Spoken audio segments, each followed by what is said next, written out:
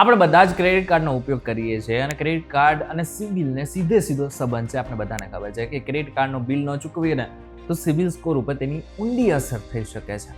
પરંતુ શું તમને ખબર છે કે ક્રેડિટ કાર્ડનું બિલ ના ચૂકવો તો સિબિલ સ્કોર ઉપર તેની કેટલી અસર થઈ શકે? ઊંડી ખબર છે, પરંતુ કેટલી ગંભીર અસર થઈ શકે છે? જો નથી ખબર ને તો આજનો આ ખાસ વિડીયો તમારા માટે જ બનાવેલ છે. આ વિડીયો એકવાર પૂરો જોઈને જજો.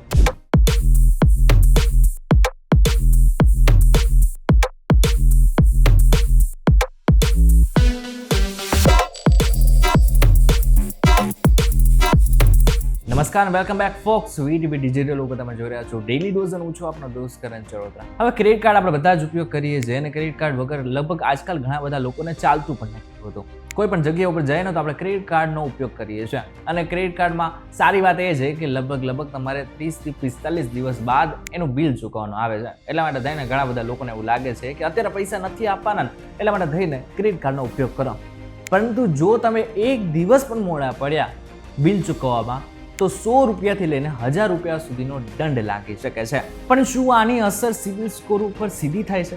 તો ના, જવાબ છે બિલકુલ ના.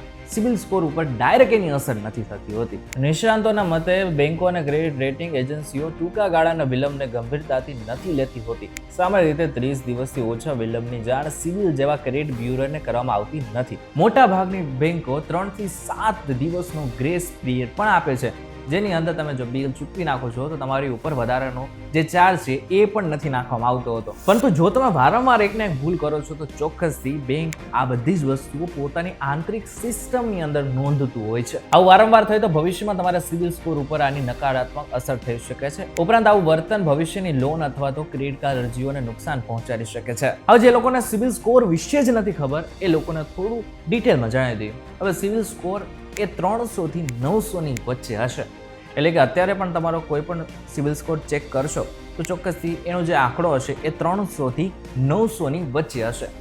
300 એટલે કે સૌથી ખરાબ અને 900 એટલે કે સૌથી સારો. આ સ્કોર તમારા ક્રેડિટ કાર્ડના ઇતિહાસને પણ દર્શાવે છે. જેટલો ઊંચો સ્કોર તેટલી વધુ બેંકો અને નાણાકીય સંસ્થાઓ તમને વિશ્વસનીય ગણશે. હવે જો તમે તમારો સિબિલ સ્કોર ચેક કરવો છે તો તમે શું કરી શકો છો? www.sibil.com ઉપર જઈને તમે તમારો સિબિલ સ્કોર ચેક કરી શકો છો.